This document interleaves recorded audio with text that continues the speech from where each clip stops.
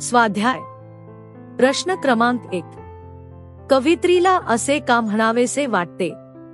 प्रश्न 1. पावसाच्या सरी कोसळाव्यात कारण.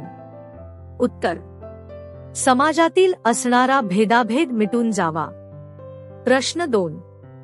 भुलावी तहान विसरावी भूक कारण. उत्तर.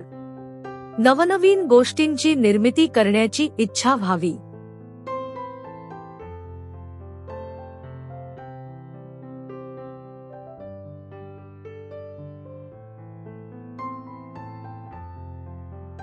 प्रश्न क्रमांक 2. खालील घटनांचे कवयित्रीला अपेक्षित परिणाम लिहा. प्रश्न 1. वीज चमकणे. उत्तर. उत्साह निर्माण होतो, माणसात नवचैतन्य सळसळते. प्रश्न 2. वारा घुमणे. उत्तर. युवक भारला जाऊन, तहान भूक विसरून जाऊन नवनिर्मितीसाठी प्रयत्नशील होईल.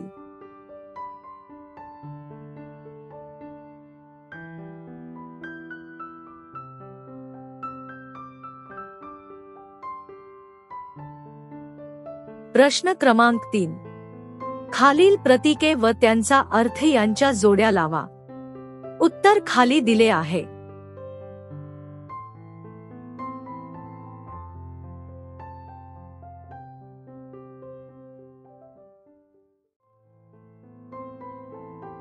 प्रश्न क्रमांक 4.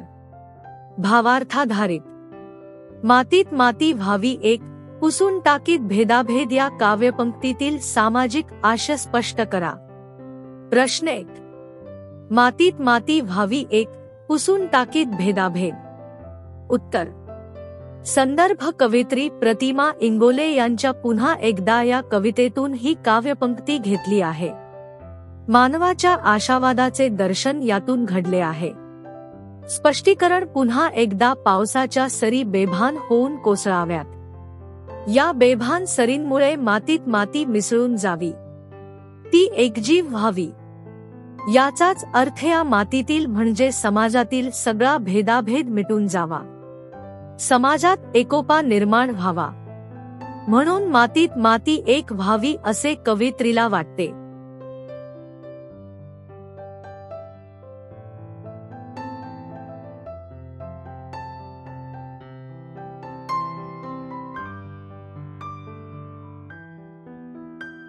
प्रश्न क्रमांक 5.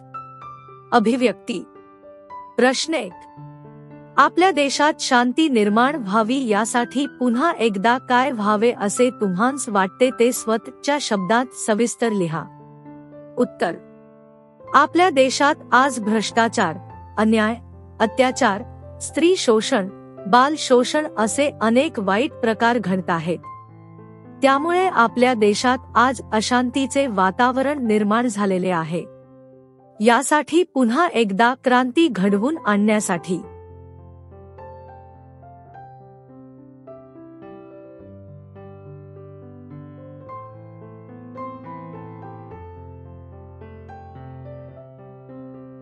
सर्वांनी एकत्र येणे आवश्यक बनलेले आहे.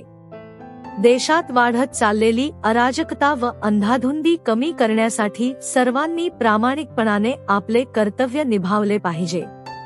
मी भ्रष्टाचार करणार नाही वा इतरांना करू देणार नाही यावर सर्वांनी ठाम असले पाहिजे. संविधानाच्या विरोधात कार्य करत असलेल्या लोकांना पकडून पोलीस ठाण्यात दिले पाहिजे. देशसेवेचे बाळकडू सर्वांनी प्राशन केले पाहिजे. यासाठी सर्वांनी मिळून पुन्हा एकदा अभियान चालविले पाहिजे.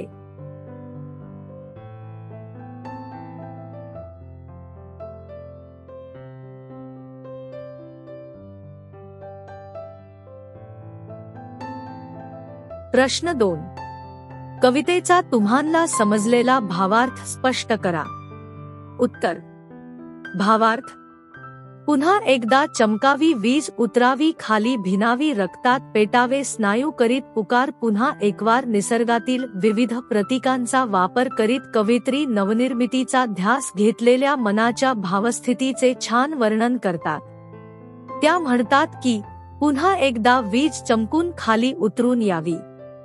त्या विजेचे तेज, तिची प्रखरता माणसांच्या रक्तात भिनावी, म्हणजेच माणसांमध्ये पुन्हा एकदा उत्साह भरून जावा, त्यांचे स्नायू पेटून उठावेत, म्हणजेच समाजातील जुन्या अनिष्ट चालीरीती, रूढी, परंपरा, अन्याय, अत्याचार याविरुद्ध त्यांनी पेटून उठावे आणि ते सारे नष्ट करून त्यातून समाजाला प्रगतीपथावर घेऊन जाणारे नवीन विचार निर्माण व्हावेत.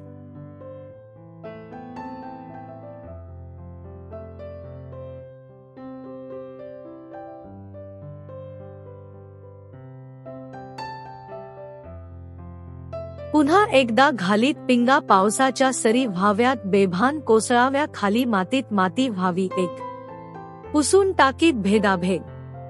पुन्हा एक वेळ नवनिर्मितीच्या विचारांनी प्रेरित झालेल्या मनाचे वर्णन करताना कवयित्री पुढे म्हणतात की, पुन्हा एकदा पावसाच्या जोरदार सरी पिंगा घालीत म्हणजे स्वतःभोवती गोल गोल फिरत बेभान होऊन जमिनीवर बरसाव्यात. या बेभान सरींमुळे मातीत माती मिसळून जावी, ती एकजीव व्हावी. याचाच अर्थ या मातीतील म्हणजेच समाजातील सगळा भेदाभेद मिटून जावा, संपून जावा, असे कवयित्रीला वाटते. म्हणजेच समाजात असलेला गरीब श्रीमंत, उच्च नीच, जात धर्म, स्त्री पुरुष असा विविध प्रकारचा भेदाभेद नष्ट होऊन भेदभावविरहित नव्या समाजाची निर्मिती व्हावी, असे कवयित्रीला वाटते.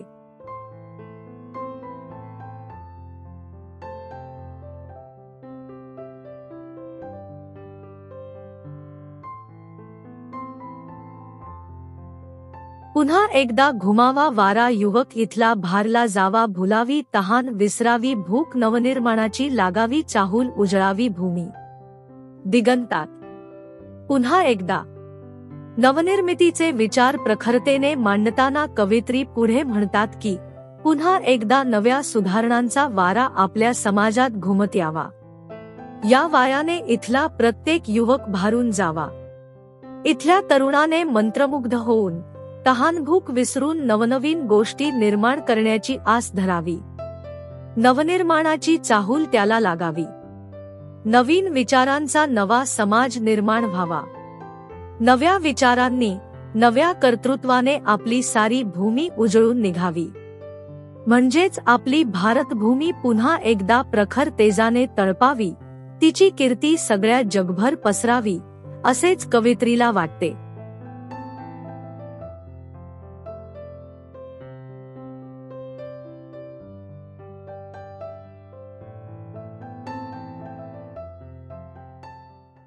Great video. Mom. Yes. I found the good channel for study. Great. Like the video, share it to your school friends. Subscribe to it. But what's the channel's name? Wings of Fire Academy.